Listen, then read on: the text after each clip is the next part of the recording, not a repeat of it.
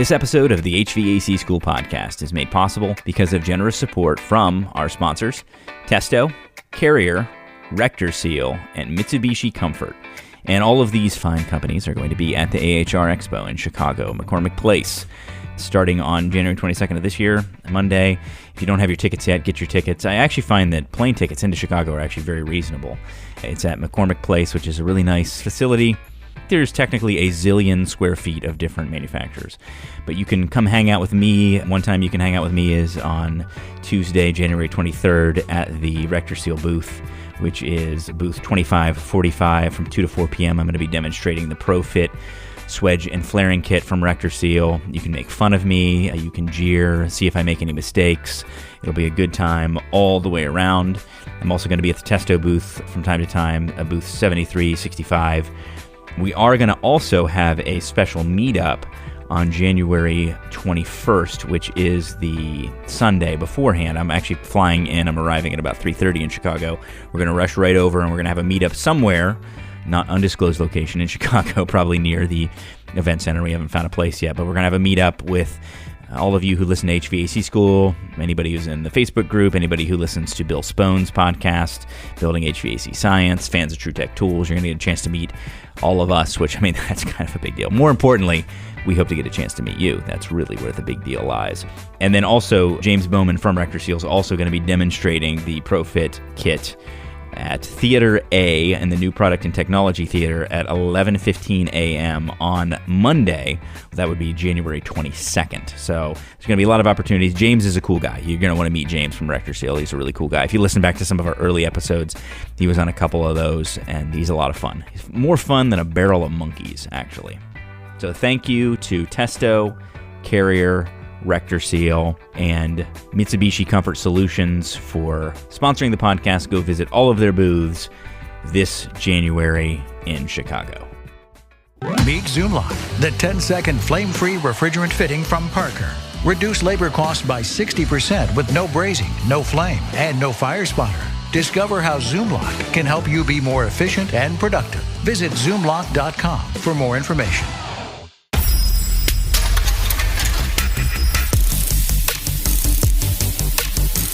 Stand to your feet, unless you're driving, and welcome the man who insists on wearing his duck knife on his belt, even though he hasn't actually cut a sheet of board since 2008. Brian Orr. Yes, this is the HVAC School Podcast, the podcast that you listen to remember some things that you may have forgot about the industry or remember some things that you forgot to know in the first place. I am Brian, and today on the podcast, we are going to do kind of a continuation of what we did on the last podcast. Last podcast, I talked about ways of approaching a conversation about a raise or a promotion. And now that we are in the new year, now that it is 2018 and all of your dreams have come true, hopefully you haven't broken your New Year's resolution yet. I usually go about 2 days before I do. But this year, hopefully you have a great year. And today I want to talk about some of the traits of a service technician. It was specifically, we're going to do a couple different segments of the industry because different segments require different traits as sort of the primary traits. These are universal, but these are more specific to residential more than anything else. And I'm going to go through these traits. There's a key to this. And the key is that you have to suspend judgment. You cannot play mental ping pong with what I'm telling you, because a lot of people, what they tend to do is they listen to what I'm saying and then they justify their own behavior. So temptation is to hear a thing that I say and then say, well, yeah, but I do that, or I don't do that, but here's the reason why. Don't justify. Just listen to these different things and then learn and think, all right, is there anything here that I can learn from? Is there anything here that I can apply? And this is especially important for newer technicians where you're coming into the field and maybe you aren't given the best advice. Maybe the people who you're working with don't display these traits, and so it's easy for us to imitate the people who we work with. That's natural. And in the trades, there's a lot of really great people, a lot of fantastic people, but there's a lot of people who maybe don't exhibit all these traits, and so you want to make sure that you check yourself, that you aren't just mimicking bad behavior, that you're taking the good and leaving the bad behind and working on these things yourself. So here we go.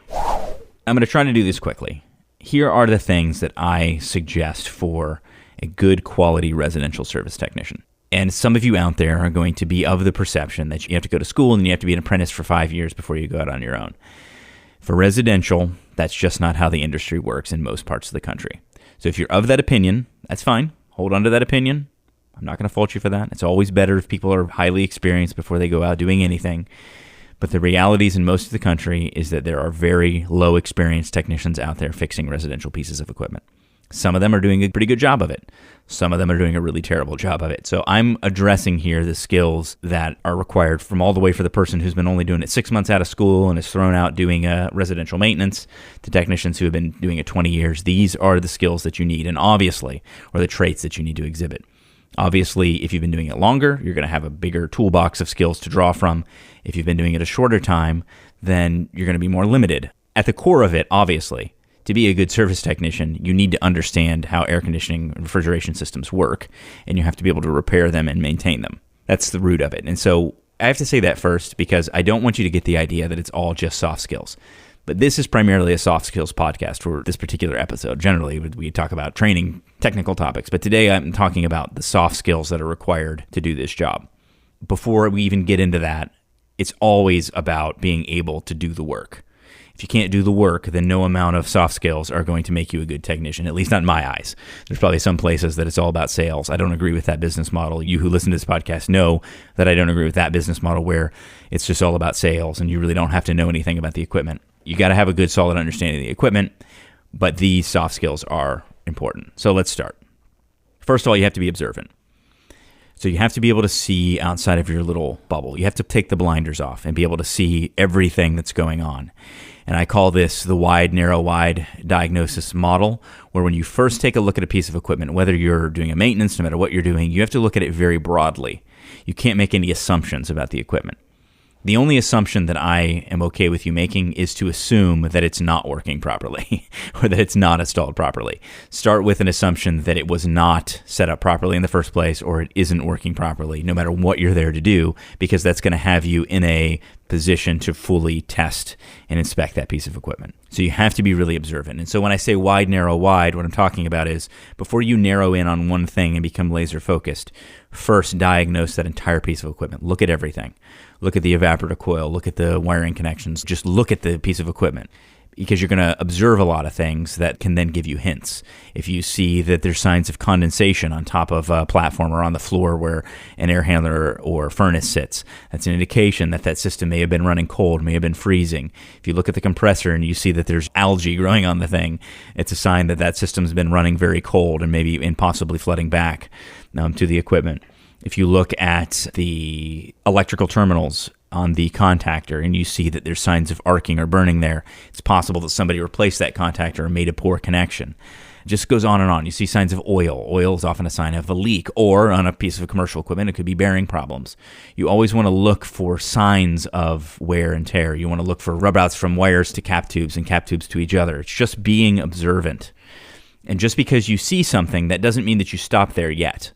Go and observe the entire piece of equipment. So just because you see a wire rub out, don't just assume that's the problem now and just hone in on it. Look at everything and then hone in on the problem. So that's when you go narrow. So you start wide, go narrow, hone in on the problem, quote the customer, fix the problem, and anything else that you found that's worth addressing. And then go wide again and inspect the system. Once you get it running, now inspect it and test the equipment and make sure that it's running properly. So you go wide, you observe everything, you go narrow, you diagnose, you go wide again, and you test and confirm that everything's working properly. That's being observant, being able to see everything. A lot of technicians go in and they want to diagnose the problem. And that's good. You do need to find the problem, but you also need to find everything else that's not ideal about that piece of equipment. That's a big part of being a good technician, is being observant. You'll find that you're a much more thorough, profitable, fewer callbacks technician if you are very observant. So that's the first thing, being observant. The next thing is being resourceful. Being resourceful means using your resources. If you never crack a manual, you never read a book, you never look things up online, you don't have good resources to find things online, like HVACrschool.com, for example, then you're going to always be calling people. And when you're calling people, you're annoying people. Or worse off, you don't call people and you just do things incorrectly.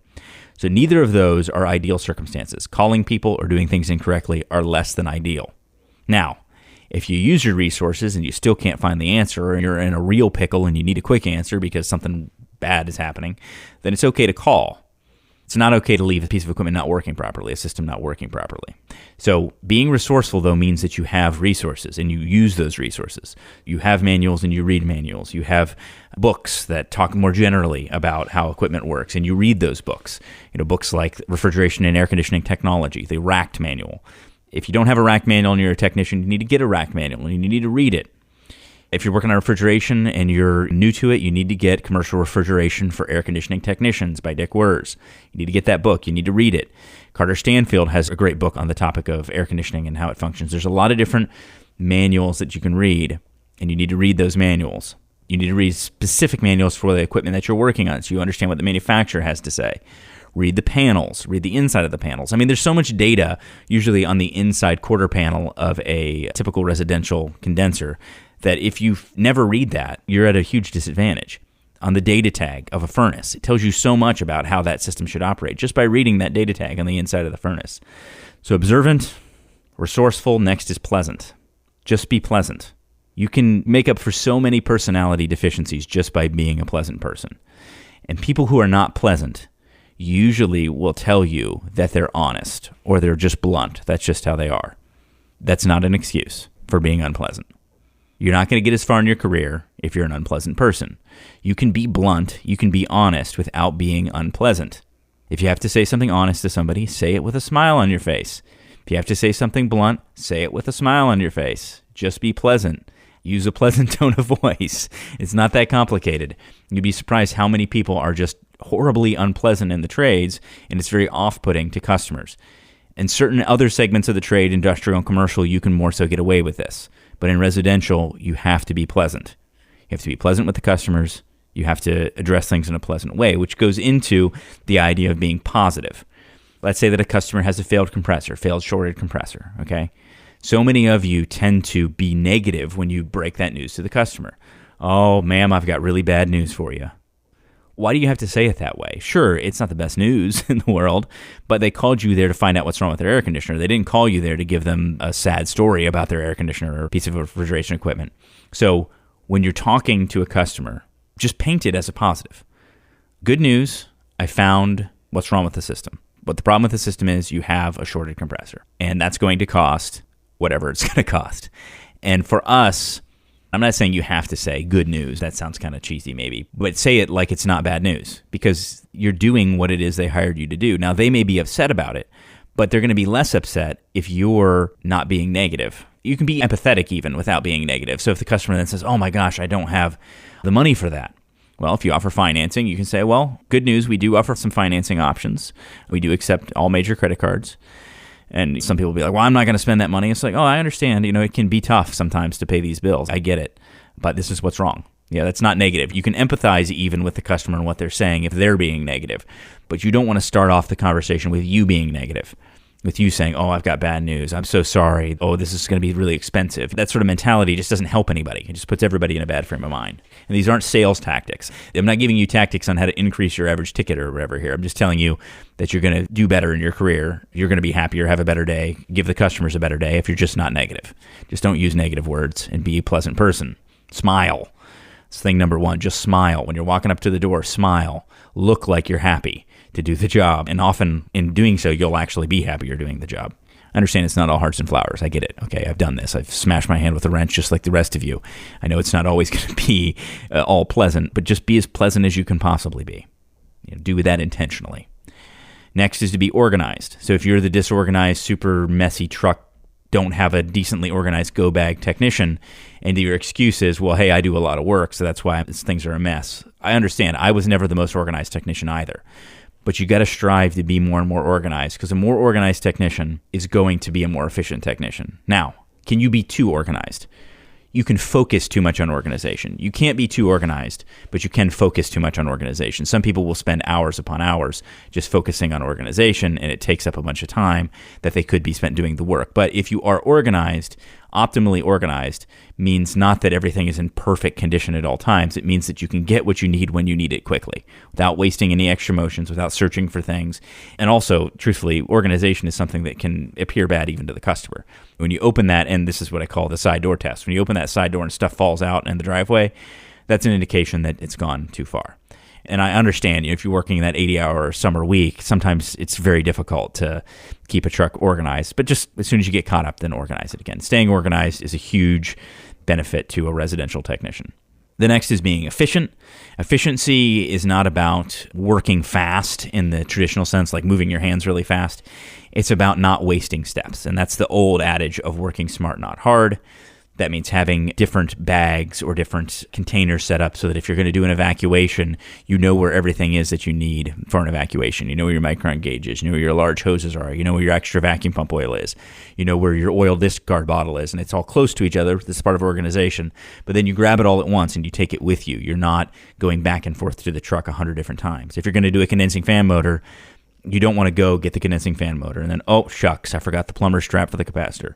Oh, shucks, I forgot the self-tapping screws. Oh, shucks, I forgot the capacitor or the wire nuts or the zip ties or whatever. You want to have it all in a place where you can grab it quickly, make one trip, efficient motions. And the same thing is true when you're actually doing your work. A lot of times, technicians will do things in a very inefficient manner that they don't improve. So if you do a maintenance, and the first time you do it, it takes you 2 hours to do a process. By the time you've done it 100 times, that maintenance that took you 2 hours is probably going to take you 1 hour and 15. Not because you're cutting any corners, but just because your motions are getting more efficient. You're not wasting motion. That's what efficiency means, and you have to challenge yourself to that. Some guys will say, oh, bust your butt or whatever. No, that's not it. It's that you're challenging yourself to do it better each time and to organize yourself in a way that you can do it more quickly and more efficiently. The next is being conscientious. Conscientious is essentially being observant, but being observant about the spaces and places and people who you're working with. So an example of that is if you walk up to a house and you see a dog bowl up front, or you see some signs that dogs or animals may be living in the home, you have to be especially thoughtful when you open that door. You can even say to the customer, it looks like you have a cat here. Is there anything I should worry about as far as keeping the door shut or just making sure that it doesn't get out? That just shows the customer that you're being conscientious, that you're being aware of the surroundings. Conscientious is also things like putting on your shoe covers and just making sure that you don't make a mess, making sure that your hands are clean before you touch the thermostat or the wall or anything else that you could mar up. Being thoughtful about where you park your vehicle, being thoughtful about walking along the sidewalk and not through their planter and damaging their plants. Being thoughtful about where you empty your pump sprayer if it had cleaner in it so that you're not damaging plants. Being thoughtful about where you dump the gunk out of your shop vac to make sure you don't leave a mess in their yard. Being thoughtful about where you clean out the blower wheel so you don't clean it out on the driveway and leave a spot, either a dirty or a clean spot on the driveway that looks tacky. You have to think about all this stuff. There's some really bad situations. I mean, there's a situation I was in a multi-million-dollar house in a walk-in closet and I had to go up and down in the attic like 100 times to do a job. And the insulation was just blown-in insulation, and they have all this really nice clothing right underneath it. And being conscientious is saying to the customer, you've got all this nice clothing, I'm going to be going up and down in here. I'm going to lay down a drop cloth, but I don't want this insulation to get on your clothes.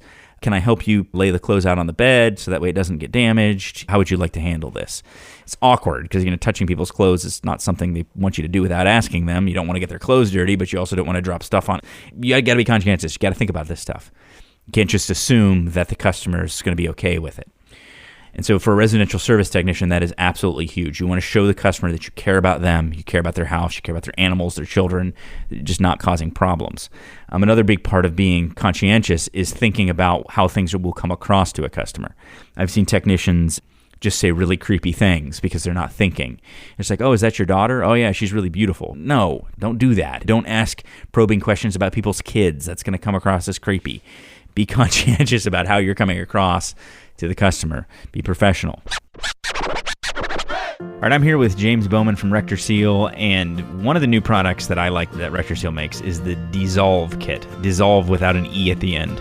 I see you're making use of the dropping a vowel at the end in order to be along with the hip kids. So tell us a little bit about Dissolve, James. Dissolve is a product that we developed specifically for mini splits. We developed Dissolve as the coil cleaner.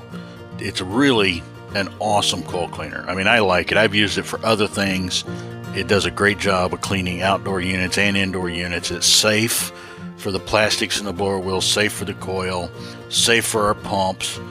It's odorless. That's another thing that I really, really like about this product is what we found during our testing we're developing it is that even a pleasant smelling citrus smell when you're in a 10 by 10 room can overpower you if you're trying to clean a unit. So odorless was important.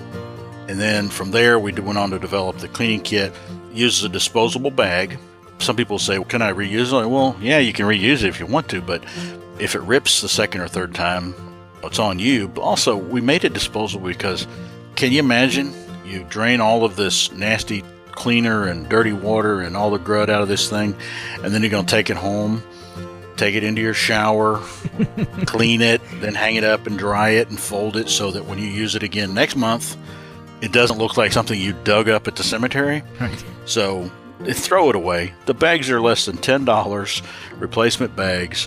The kit includes a gallon of our cleaner, the cleaning frame, 2 bags, a brush, and a nice bucket. The bucket has a gasketed ratcheting lid. That's another thing that's nice. If you're in somebody's nice home or office and you've got a couple gallons of nasty stuff along with everything else in this bucket, you can put the lid on it. It seals so you can carry it out of the space without worrying about leaking.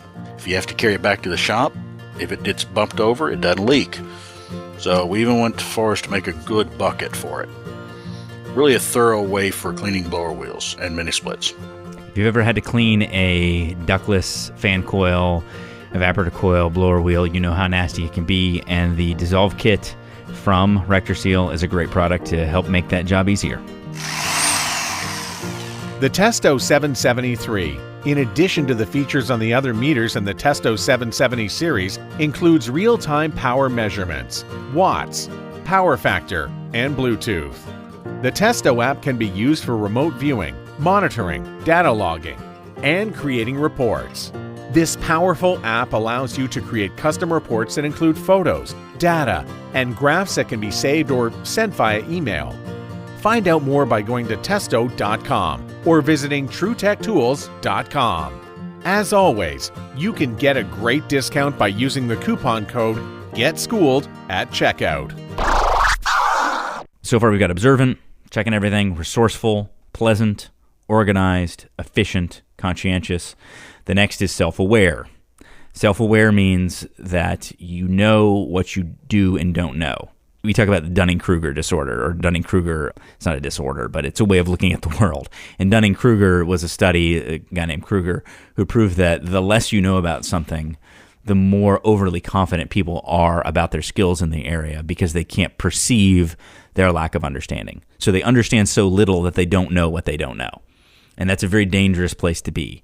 And so as a technician, the reason why people get into that position where they're ignorant of how things work is because they don't do the first and second part, which is being observant and being resourceful. Because if you're observant, you'll notice things that you don't understand. Like, I don't know why this is occurring. I'm noticing that I've got a restriction on my system. I know it's a restriction, but yet I'm noticing that my head pressure is dropping. Why is that happening? Because that doesn't make sense to me. That doesn't seem right. But if you do some research and you're resourceful and you read up and you look on HVAC School, HVACrschool.com, or you look at wherever and you find the resources and you study it, then you'll find out why that occurs. By the way, a lot of you are going to listen, well, why does that occur? Well, we'll cover that in another podcast. But you want to be resourceful and find these answers, and you have to be self-aware enough to know that you don't know the answer right now. So here's something to kind of put in your pocket. If you've been doing this any amount of time, but especially if you've been doing this less than 5 years, there's a ton you don't know, a ton. So if you rarely run across something that you feel like you don't understand, then you're probably suffering from Dunning-Kruger. You're probably suffering from a lack of self-awareness about what you do and don't know. And you probably need to do a little more study, take some classes, keep improving your skills, because there's so much to know in this business that if you think you know it all, that just means that you don't know it all. So that's self-awareness. The next is being neat, clean, and communicative. And so I kind of lump these all together because my brother gets frustrated with me sometimes, as does my brother-in-law, Bert, who both work with me, because they're naturally very communicative and they have great customer service, but they're not the neatest and they're not the most organized people in the world. So they're the ones with the kind of the messy trucks and their hair isn't always well combed and all that kind of thing. So let me say this first. Being communicative and pleasant is more important than being neat and presentable. But it's better if you're both. Like, if you're neat and clean and you're rude and you're not good at your job and you're not observant and you're not pleasant, well, then the neat and clean doesn't matter. What's more important is being good at your job, being pleasant, being resourceful, being observant, being efficient, those sorts of things. But don't make an excuse for yourself if you're not neat and clean and well kept too. Brush your teeth, put on deodorant, comb your hair. Don't just hop out of bed and hop in the truck. I understand for some of us that's not natural, but just put a little effort into it, like maybe 5 minutes a day, just before you go to work. Put 5-10 minutes of effort into it. Take a shower. That sort of stuff is important. Having your clothes be well ironed and neat. I'm not telling you do the white shirt thing where it's all about presentation. It's all sizzle and no steak. I understand that if you've worked a long day, that you're going to get sweaty, you might get smelly. Keep an extra stick of deodorant on the truck. Keep an extra shirt. So if you get messy, you can change, and the customer is going to have a better first impression of you. It's more important what you do. It's more important how you speak. It's more important the substance of who you are. But being presentable is an important part of the trade as well, especially that first impression. So you don't have to overcome a negative first impression. Go ahead and just put in a little bit of that effort. Once you do all of that, once you are observant, you're resourceful, you're pleasant, you're organized, you're efficient, you're conscientious, you're self-aware, you're not suffering from Dunning-Kruger, you're neat, clean, and communicative. Now, here's a little secret to put in your pocket, and this is going to seem cheesy to some of you, but I'm telling you, if you practice it, it's close to magic. And that is at the end of the service call, when you're writing up the invoice and all that sort of thing, ask the customer if there's anything else that you could have done or can do better in order to improve their experience with you. Now, some people will say of the company. That's okay, but I prefer it to be of you. Do you have any feedback for me? That's essentially what you're asking. You're asking them, is there anything that I can do before I leave to make your experience better? A. And B, do you have any feedback for me that would have made your experience better with me? That gives the customer that chance. If there's anything that they would have said, to say it. Most won't say anything. They'll just say, no, everything's great. Understand the power of having that come out of their mouth. Having them say that everything was great makes them feel better about the entire experience. Because otherwise, a lot of people just have a very meh experience of service people. It's like, I had to spend all this money. They're probably taking me for a ride, selling me stuff I don't need. That capacitor seemed expensive. Now, that's always how the customer's going to think about those things, unless they already have a personal relationship with you. So there's going to be this thing in the back of their mind. But when you kind of stop at the end and you just kind of create this calm moment, it's not a rushed, it's not frantic, you're not asking for a review. You're just saying, hey, is there anything that I could do or could have done to make this experience better for you? Do you have any feedback for me? Is there anything that I can do? I really want to make sure that you're well taken care of today on this service call. Is there anything else that you need or that I could do for you? If there is something that was a problem, it gives them a shot to say it. And if they don't say it and instead they find themselves saying, no, it was really great, thank you, then that becomes kind of their truth in that moment. So it's just a little final thing, and it will help you a lot in your career. So this is it for residential technician. First off, that's not even on the list, is be a good technician. Know what you're doing and be able to fix things. That's the start of it. Do a good maintenance. Clean things well. I've done lots of podcasts about this. But as far as the soft skills go, be observant. Go wide first. Look at the entire piece of equipment. Look at everything. Look at the disconnects. Look for oil stains. Look for dirty blower wheels, dirty evap coils. Check everything. Be resourceful. If you don't read, then you need to start. Watch videos. Learn. Don't use an excuse that you're a hands-on learner and you can't learn from reading. That's all that is an excuse. Sure, it might be harder for you than for some people. I get that. But you work in this trade. You're used to overcoming adversity. And it's not that bad sitting down and reading for 10 minutes about a subject or something that has to do with your job to get better at it. Be pleasant. Smile. Be organized. Be efficient. Be conscientious. Be self-aware. Neat, clean, and communicative, and then close out that service call with that final ask to make sure that you've done everything you can do. You'll find out that in that process, you'll learn some things about your customers. There will be ones who will tell you something. And then finally, before you leave the job, and this is just sort of a wrap up here for a residential service tech, always double check yourself. Make sure you didn't leave any tools. Check your caps, check your disconnects, make sure the equipment's running, make sure if it's running a cool mode, it's draining properly. All those things that you can miss, make sure that you double check yourself before you leave to make sure that you're not going to have a callback. Because those callbacks, they kill the companies you work for, and they also give the customer a bad taste in their mouth. So that's it. That's your process. That's what you need to do in order to be a good residential technician. If you can think of anything else that you would add to that list, you can email me, Brian, B-R-Y-A-N, at hvacrschool.com. Thanks for listening to the HVAC School Podcast. Once again, I want to remind you that we will be in Chicago this January, starting on the 21st, actually. I think I may have said the 20th a couple times, but Sunday is the 21st. And then on the 23rd, I'm going to be demonstrating the ProFit kit You can meet Bill Spohn from True Tech Tools. I haven't mentioned this in a while, but TrueTechTools.com, TruTechTools.com. Use the offer code GetSchooled for a great discount. They've got all kinds of great things, including the ProFit swedging tool and flaring tool. I say swedging tool. I don't know that they have it in stock yet, but the swedging tool has just been released, so you should be able to find that there. If you haven't listened to the other podcasts in the Blue Collar Roots Network, I would suggest that you go to bluecollarroots.com, Building HVAC Science with Bill Spohn, the Tool Pros podcast with Billy Noth and Brent Ridley, the Tradesman and HVAC Shop Talk with Zach Ciota. Ralph Wolf is also on the HVAC Shop Talk podcast. And then Tersh Blissett is doing the Service Business Mastery podcast. And the Service Business Mastery podcast is a pretty cool podcast where he is now documenting him starting a new company. He had a successful company that he sold his interest in, and now he's starting another one. And he's going to go through step by step how he does it, how he goes through the decisions he makes, the good, the bad, the ugly, all of it. I think it's a really bold move, and it's a great podcast for you to check out. That's Tersh Blissett and the Service Business Mastery podcast. So thanks for listening. Back when I was single, I was walking into a grocery store one time, and I put a bunch of stuff on the belt, just regular household items. Milk, eggs, some cookies, stuff like that. And I get up to the checkout, and the cashier looks down at the stuff on the belt and then looks up at me and says, "You must be single." I'm like, "Really? How could you tell?" She says, "Because you're so ugly." We will talk to you very soon on the HVAC School Podcast. Thanks for listening to the HVAC School Podcast. You can find more great HVACR education material and subscribe to our short daily tech tips by going to hvacrschool.com. If you enjoy the podcast, would you mind hopping on iTunes or the podcast app and leave us a review? We would really appreciate it. See you next week on the HVAC School Podcast.